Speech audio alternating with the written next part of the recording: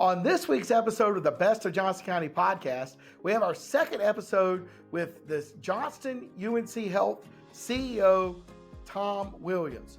We talked to him a little bit about his biography and his time as a respiratory therapist, and we talked to him about what are the certificate of need laws in North Carolina and whether we still need them. And his opinion may surprise you, being that he is the CEO of a hospital. We also talked to him a little bit about the patient satisfaction and how Johnston UNC Health continues to score really, really high in patient satisfaction, and the oncology services they provide and how they continue to provide more and more oncology services and their tumor teams, and how AI is working in medicine right here in Johnston County. So listen in. Welcome to another episode of Best of Johnston County, brought to you by Breeden Law Office. Our host, Jonathan Breeden, an experienced family lawyer with a deep connection to the community, is ready to take you on a journey through the area that he has called home for over 20 years. Whether it's a deep dive into the love locals have for the county or unraveling the complexities of family law, Best of Johnston County presents an authentic slice of this unique community. Hello, and welcome to another edition of the Best of Johnston County podcast. I'm your host, Jonathan Breeden, and on today's episode, we have the second episode with Tom Williams, the CEO of UNC Health Johnston.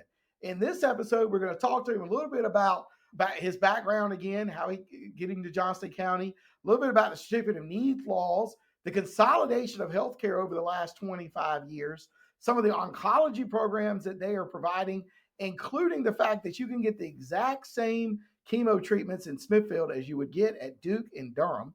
And we're going to talk a little bit about patient care and AI in medicine. If you want to go back and listen to the previous episode that came out a couple of weeks ago, we talked to him about his growing up in the Bunn, North Carolina area, his time going to Durham Tech, his rise through the ranks at Rex Hospital, why he came to Johnston County and took over this hospital. Preview, it's because he loved the people when he came and met them, and a little bit about the growth of the area, including a brand new 3-story patient tower that's going to be built behind the current patient tower at the hospital in Clayton on Veterans Parkway, Highway 42, whatever you want to call it. Everybody knows where the Clayton Hospital is. So anyway, but before we get to that, I'd like you to like, follow, and subscribe to this podcast wherever you see it, whether it be on Apple, YouTube, Spotify, LinkedIn, TikTok, or any of the other social media channels of the Best Johnston County podcast.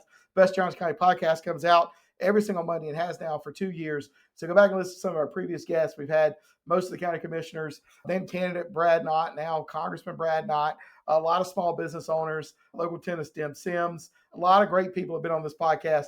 If you love Johnston County as much as I do, this is the podcast for you. Welcome, Tom. Glad to be back. Thank you. Thank you. Thank you. So, like I said, not everybody listens to every episode. So state your name and where you're from, what you do. So Tommy Williams, I am the president for UNC Health Johnston. I've been here since 2019. Prior to that, I was at Rex Hospital in Raleigh. Started there in 2000. Grew up near here, but then also that we covered in our last episode, but I have worked in healthcare as a respiratory therapist since 1983 here in the Triangle area. Yeah, and you started out going to Durham Tech. Yep. And got your initial respiratory therapist certificate or license. I don't know what you get. And you started working as you were young. You were like 20 years old and you were a respiratory therapist. My first job, I was 19 years old because I was 17 when I started in respiratory. I had a late birthday. And I'll never forget this. When my first job, I started working weekends, and that was while I was still a student. Because back then, you had a 2-year degree, but after your first year, when you started clinical rotations, you could take your CRTT exam, which you passed that, and then you could start working in a hospital. So I started working on weekends at Wake Med, so I could also go to school and help pay for school. And I'll never forget, Tom Mahandra was the director at the time, and I was interviewing with him, and he said, "I'm not supposed to ask this question." He said, "But how old are you?" And when I told him, he dropped his head down. He said, "You'll be the first person I hired that's younger than my oldest son." And he was just like, I finally reached that age where I'm hiring people younger than my kids. Oh, my goodness. And he was a great director. And but yeah, that's kind of where I learned from and how I cut my teeth in healthcare. What does a respiratory therapist do? So respiratory therapist, a funny answer on this, and people give me a hard time about it. We always say we suck snot and save lives. So what that really means is we care for patients that are on ventilators. We care for people that need breathing treatments, all age ranges from newborns all the way up to our senior citizen population. But we're basically anything that has to do cardiopulmonary care. Okay, cool. So anyway, and rose through the ranks at Rex, and you became the interim director at UNC Health Johnston in, I think, November of 2019. 2019, yes. And we all know that in March of 2020, COVID happened. And when did you get named the permanent director? That was on May 4th of 2020. Right in the middle of COVID. Right in the middle of COVID. If they decided you'd live through that, you probably could live through anything. I think probably. That might be why it was. And I probably so. And you probably don't remember this, but I have distinct memories. I didn't know you at the time. You'd not been here long, and you went in front of the county commissioners, and I watched it on YouTube, and you said, at this point, I'm a respiratory therapist, and it is so bad, I'm going to start taking care of patients if that's what needs to happen. I don't know if you actually had to do that, but you said that I am willing to do that. I can do it. And given all the people we have, I might have to. And I thought, the CEO of our hospital is actually going to go see patients. I don't know if you did, but you told him you were willing to do it. It was all hands on deck with everyone because of the number of patients that we had. It seems like so much of that, and probably a lot of people that worked through it, just kind of block that out of your memory because it was a trying time. It was very difficult, but a lot of things that also helped me understand how special our teammates are and everybody pulling together and everybody doing what they could do to save lives and help people. And I think, probably the most troubling thing as a leader, the most challenging thing is, we didn't know what we didn't know. And Right. So there's a lot of hindsight now, people going back and looking, well, we should have done this. We should have done that. Well, of course, we got to debrief. And of course, we got to always go back and learn from our mistakes. And we've got to give ourselves and judge ourselves because we want to do better the next time. So I think a lot of that is okay, but we can't take that lens off. We didn't know what we know now. So you're trying to do the best we can. You're trying to make decisions based on what you're being told by our experts, what CDC is telling you, what Joint Commission and our regulatory bodies are telling us that we got to do, what the state legislator is telling you what to do. And sometimes they didn't match. Right. So you're just doing the best you can because at the end of the day, it's about the patient. What decisions are we going to make that's right for the patient? If we do that, we're probably going to be okay. But I think it is fair to go back and have a critical eye on that. And people are doing that now because we probably will have another one in the future. I don't know if it'll be COVID, it'll be something. And we've got to say, we learned this and now we're going to do this better. And that's worthwhile. Well, and I hope so. And we're always learning from the better, always learning, medicine never ends, right? It's constantly evolving. That's why the symbol's a snake, and a snake always loses its skin and regenerates, and medicine is always changing, and the law's always changing too. Like, the laws are, the legislature passes new laws every year. I gotta learn to deal with and train on and stuff like that. And I think that's some people, criticism of science and medicine may be, well, you changed your mind on this and you did that. Well, that's what we're supposed to be doing. We're supposed to be learning and changing and adapting to what's new and what better outcomes that we can learn. I know we're going to talk about CON. Right. That's my next question. Well, and kind of to lead into that, one downside I will say about CON, I think a lot of the public and a lot of people that listen to this are probably thinking, well, the Dukes and the Wake Meds and the UNCs of the world are always at odds because that's what hits in the paper. We're arguing about this and that. But really behind the scenes, we collaborate all the time and we share information. We transfer patients back and forth to each other. And it's like, if I'm running a McDonald's and I find a better way to cook a hamburger, I'm not telling Burger King about it. But, if I'm in a hospital and we're doing research and we find a better way to do something, the first thing you're going to do is publish a paper and tell everybody about it because it's about patient care. So I think, I know we're going to talk about CON, but one of the downsides, because people tell me all the time, well, you guys are always at odds. We're not really. We work together.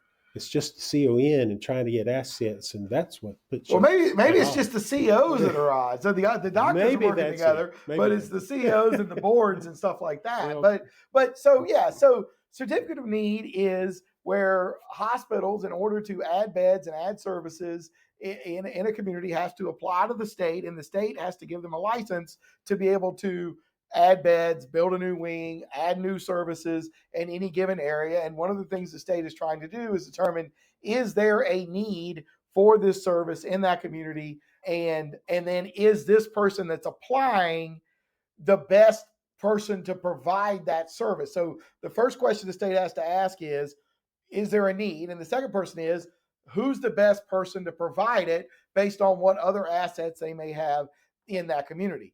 I think that that is socialist. It is anti-capitalist. And what happens is your opponent. So if Johnston UNC Health wants to add a wing at the Clayton Hospital, which they've gotten the CON to add a few new beds recently, then Duke and Wake Med can come and say they don't need it. They didn't do a good job with the last one. We can do better. We'd rather have that. And the state can say no. And it's just not right. It's not the free market, right? I can open a law office anywhere I want. By the time this episode airs, I'm going to have a brand new one in Cary, and none of my opponents can tell me I can't open one in Cary. And by the time this episode runs, I might have a new one in Wake Forest too. And the state Senate, for people listening, has passed the elimination of certificate of need in North Carolina multiple years in a row. It is currently in 2025. We're taping this at the end of August of 2025. It is sitting in the state house, bottled up in a committee, not being given a hearing because the House leadership at this point, I don't think wants to see this pass. It's debatable. I think the House leadership gets a lot of money from the hospital lobby. That's my opinion. That's not Tom Williams' opinion. That is Jonathan Breeden's opinion. And I think they don't want to upset the hospital lobby. That's my opinion, not his. But you've been in healthcare for a long time. Is certificate of need good? Should we keep having it? Well, I'm going to give you a long answer. And okay, this is the part of the podcast where you probably get me in trouble, but that's okay. But you said this is my opinion, so I'm glad to offer my opinion. Not UNC's opinion, not the North Carolina Hospital Association's necessary opinion, but since I'm sitting here, I'll give you my opinion. One, it's complex, no question about it. And also about CON, if we had 4 people sitting here, we get 5 opinions on it. So I think a difficult and a long-winded answer is CON very likely had a place, again, my opinion, and I understand it, and I understand its roots. I understand what was trying to be achieved by it. But, at the end of the day, if you ask me, like you did, very directly what I think about it, I'm a free market in my soul because that's who we are. That's how we are raised. That's what we feel like is the right way to go for our society and competition. I feel like competition makes us better. And if CON were to go away, I would not lose a minute's sleep over it. If you go back over the background of CON, if we're all just being honest about it, and there's some truth to this, is that if you could go up and just anybody can open up ambulatory surgery centers and imaging centers or put an MRI on the corner, all of that would probably be siphoned away, from hospitals. And if you think about, does that put a hospital at a disadvantage for that outpatient care? It does, because a hospital does have more overhead. Nobody's going to argue with that. A hospital takes care of everyone that comes through the door. That's our jobs. That's what we signed up for. We shouldn't complain about that. Regardless of your ability to pay, you walk into an ED, we're going to take care of you. We're going to do surgery on you. We're going to take care of that. Not all of these freestanding will do that. They're going to ask you for your copay. They're going to ask you what insurance you have. They can refuse your care. It's okay. We cannot refuse your care. But again, that's what a hospital's job is. That's what we're here for. That's what we should do. We are the safety net of the community, and that's what we signed up for. So yes, if people say, yeah, but allowing all this competition in that can pick and choose the patients or the payers, you can say, I'm not going to take Medicare or Medicaid, then is that unfair? And does that siphon revenue off that the hospital has got to have to stay open?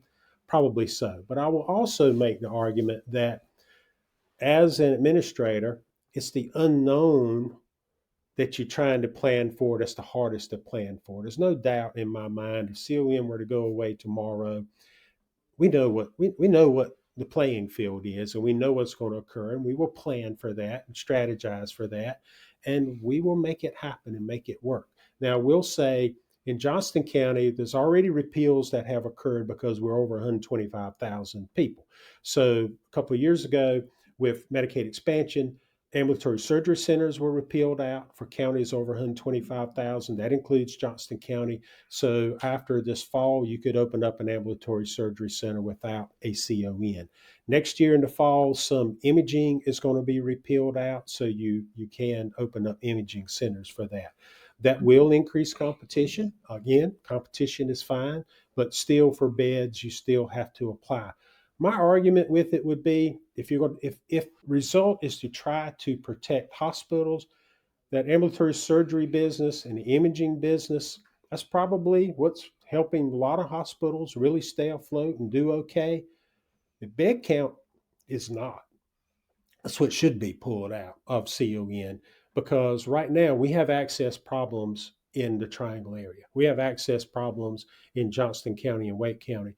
Most days, all the hospitals in the Triangle, including ours in Smithfield and Clayton, we are full. A lot of days we're holding patients in the emergency department waiting to get into a bed.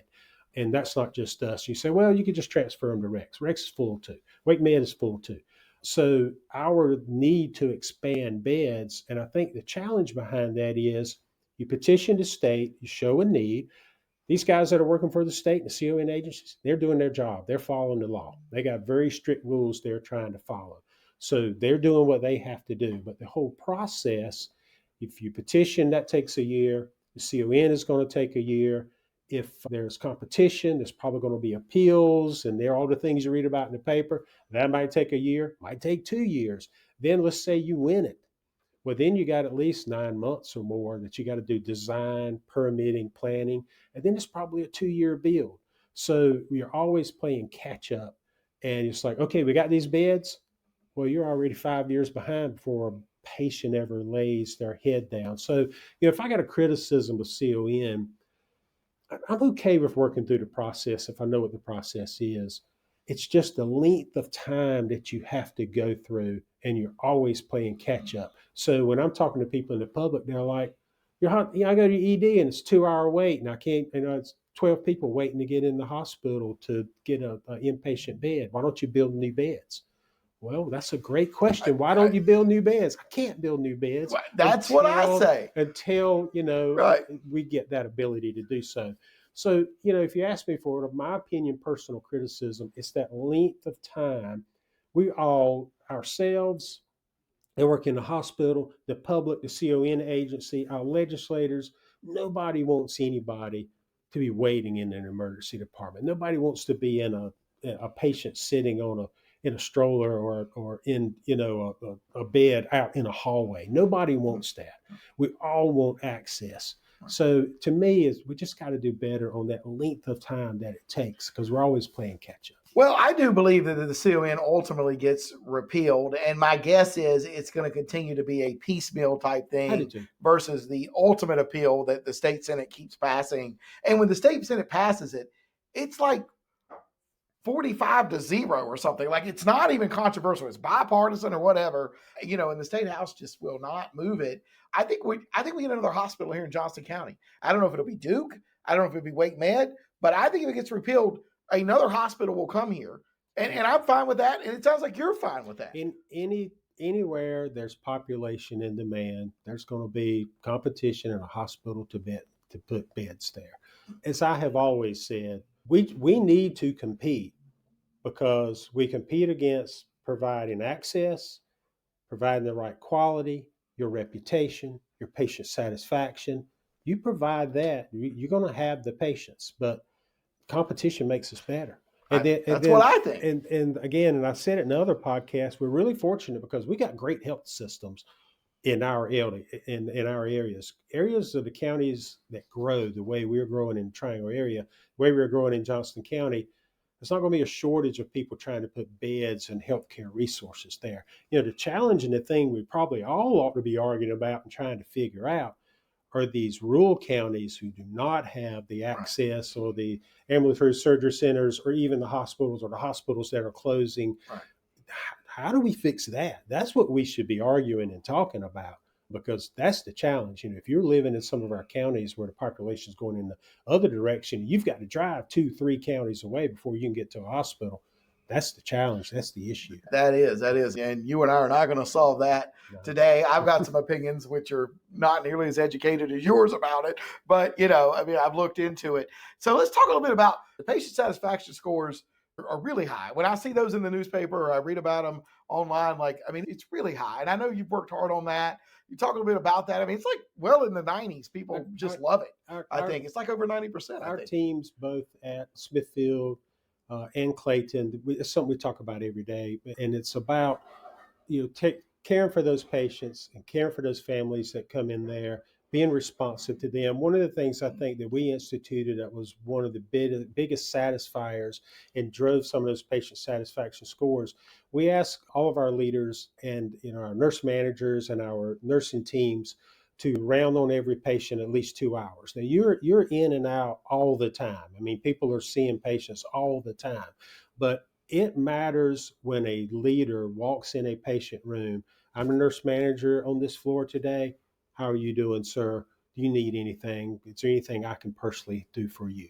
That matters. When I'm rounding, go in there and talk to people and ask them the same questions. It's not just stick your head in the door. Hey, it's going in and checking on people and talking to people, because we can provide the very best care and have the best physicians that we have. But when people leave there, they just want to know, did you make me feel important? Right. And did you take the time to understand my concerns? That's what drives patient satisfaction scores. Well, and they've been going up. They've been going up, and they're really, really high. I don't know if people realize how satisfied people are. I've always been satisfied with whatever treatments I've gotten with UNC Health Johnston over the years as well. I always give them 5 stars or whatever. Have family law questions? Need guidance to navigate legal challenges? The compassionate team at Breeden Law Office is here to help. Visit us at www.breedenfirm.com for practical advice, resources, or to book a consultation. Remember, when life gets messy, you don't have to face it alone. So I guess the next question is, you talk about the collaboration, right? And I think people don't understand. Y'all provide chemotherapy. We have a oncology unit in Smithfield, right? In Smithfield and Clayton, we provide both medical oncology and radiation oncology. It means we have a linear accelerator in Smithfield. We also have one in Clayton. In fact, we just doubled the size of our medical oncology unit in Clayton, but we also offer radio oncology there. The reason we did that is because, again, the population growth and the need for more spaces to provide outpatient chemotherapy. I think about the importance, and that's one of our focuses on strategy too, is how do we continue to expand? We're already starting to look, people that are familiar with the medical mall in Smithfield, that's where our medical and radiation oncology location is at. We're looking at that medical mall and how we can expand. I would like to double the size of our medical oncology offerings in Smithfield as well. The thing I think about a great deal, my dad has been passed away almost 19 years now. He had prostate cancer. And at the time, he was living in Franklin County, right outside of Bunn at the home place. And we had to travel into Raleigh and Cary. He had prostate cancer. He had both radiation oncology and chemotherapy, medical oncology. But we had to drive him to that. And I got 2 older brothers, so one of us would take off from work and we kind of rotated around and we would drive him. And Dad would always say the worst part of his chemotherapy treatments was not the treatments, but the drive to Raleigh and back. So I always think about that. What our goal is in recruitment of specialists, expansion of oncology, everything we're trying to do at Johnston, we're trying to bring that care closer to home. Because if you can get that treatment and you can see that specialist there close to home, it takes so much of your worry out of your mind is that travel. Nobody wants to drive into Raleigh because of the traffic that you have to deal with. You want to be cared for, especially if you don't feel good. Right. And especially if you have transportation issues or if you got a kid that's got to take off from work to get you somewhere. We got to think about all of that. And that's what we're constantly trying to do and expand. Well, and the one thing I want people to understand is all the doctors are sharing all the most up-to-date information on how to treat these cancers, and whatever you're getting, whatever kind of chemo you're getting in Smithfield is going to match the chemo you're going to be getting at Duke or at Wake Med or whatever. Like, all these doctors are sharing it. If there's anything out there that is making this cancer shrink, they're immediately sharing with each other, and they're all doing it. Like it's the chemo medicines are changing by the month, I think. I mean, they're constantly finding new stuff. And so you don't have to go all the way to Durham or WakeMed or whatever. It's going to be the same chemotherapy medicines because they're sharing the information. I'm right about that, You're right? You're getting the exact same. And we also have a tumor board that meets weekly, and that tumor board is consistent of a radiation oncologist, a medical oncologist, a surgeon. You have the pathologist there, you have a radiologist there, you have a nursing team that represents that as well. And they go through cases and they talk about what's the best practice for this patient and what's the best outcome of all that knowledge in the room. And if there's questions about it, they talk to their colleagues in Raleigh or in Durham, and then they formulate your care plan. So absolutely, you're getting the same treatment. I mean, that's the thing. I don't think people realize is it's the same treatment. All right, the next to last question we'll ask you on this episode is AI and medicine. So will cancer be eradicated in 5 years because of AI? That's what I want to know. It probably will not, but because so much of cancer is also, and a lot of healthcare challenges, is how we treat ourselves. You know, we all, myself included, your blood pressure's a little up. Hey, doc, can you give me a pill? I don't want to change my lifestyle. I just want a little pill for something that'll fix it for me. So a lot of that is we got to back up and start taking accountability for ourselves. And I'm talking to myself, not talking to anybody else, is, in that accountability. So that's probably why we probably will not eradicate cancer, but in the next 5 years. But AI, what AI will do for us, we are already, AI it's responsible. I'm like everybody else probably listening to this, kind of a little bit suspicious, don't know about it, kind of makes me feel, is it going to take over the world or not? And you hear that on the other podcasts. But, the real thing about AI, we got to use it responsibly, got to understand what we're doing. And we go back to that one question, is this best for patient care, and how is it going to improve patient care? To give you some examples, the cancer care team that you just talked about, one thing AI is really good at, crunching data. So I just talked about your tumor board and the care team that's trying to put the best brains and minds in the room for your care plan. Imagine AI running in the background, and not just what these people in that room know, but it's running in the background and it's looking at your specific case, your background. Like for me, and I'm a 60-year-old male, and any other comorbidities I might have, and it's running it against 100,000, 200,000, a million other cases, and it's spitting it back out to you in a minute. Based on all the information and all the data that's ever been published, this is what that care plan will be. That's possible, and that will make a difference. So I think other uses of AI that we're seeing, even simple stuff like we got it running in the background on meetings right now. And, and it'll, like, I'm a note taker. I'm a big note taker. I normally have a pad in my hand. I'm writing stuff down all the time. But AI running in the background, and it gives you a summary of all the points and all the notes immediately. That's a huge time saver. We got clinicians. UNC did a pilot program with our clinicians. One of the biggest things that primary care and specialists will tell you is the paperwork, electronic health record. They see you as a patient, and they've got 20, 30, 40 people they see that day, and then they got to spend till 8 or 9 o'clock that night typing in their notes, catching up their notes. Well, several years ago, they started using scribes. So while you're talking, you've probably been to a physician, as somebody in the background, maybe a med student, they were over there taking notes. That started saving physicians time. Well, now they got AI, and they won't do it without your permission. They will ask you, can AI run in the background and then give me a summary of this conversation? What the huge success of that is, number one, it catches everything. I'm not relying on my memory to remember what you told me. The second thing, I can interact with you, and I can look you in the eye, and I can have a conversation with you just like we are right now, rather than me sitting there on a laptop typing the whole time you're talking to me. That doesn't feel very good when your provider is looking at a computer the whole time you're telling them what's going on. AI is summarizing that, and it can give you a full detail of that conversation and that examination in about 30 seconds after you walk out the door. And then the doctor can look and say, yep, I agree with this. Yep, put it in the medical record. And then you can go on my chart and read it and see it right after you leave the office. So that's a win, because it's keeping doctors happier, helps them balance that work-life balance. Maybe they get off at 6 o'clock that night rather than working until 8:30. so they stay in the profession longer. So that's a win. Well, that's great. That's great. Well, I'm hoping, I know it's already solving problems because it can crunch so much data. And so I'm excited about what it can do in the medical thing and helping us get healthier. The last question we'll ask everybody on this podcast: what do you love most about Johnston County? I love the people of Johnston County. They've embraced me. Wasn't born in Johnston County. I was born right next door, but it's the people that I get to work with every single day. And I see their passion. I see their love for this community. When I'm walking the halls in the hospital, and I love the stories. You talked a little bit in our last podcast, the difference between administration and patient care. I love walking in a patient room and having someone tell me. I had a great story. A gentleman told me he remembered when the first hospital was built in 1951, and he was a kid walking in front of it. And he was like, here I am in the hospital. And, we've added on, and our new Smithfield was built in 2010, but we still got the bones of that old buildings. And talking to people that grew up there, still there, we were giving them care. And I'm talking to this older gentleman. He was a little kid walking in front of the hospital and remembered all that. That's what I love about Johnston County, that connection. And what's y'all's website? johnstonhealth.org.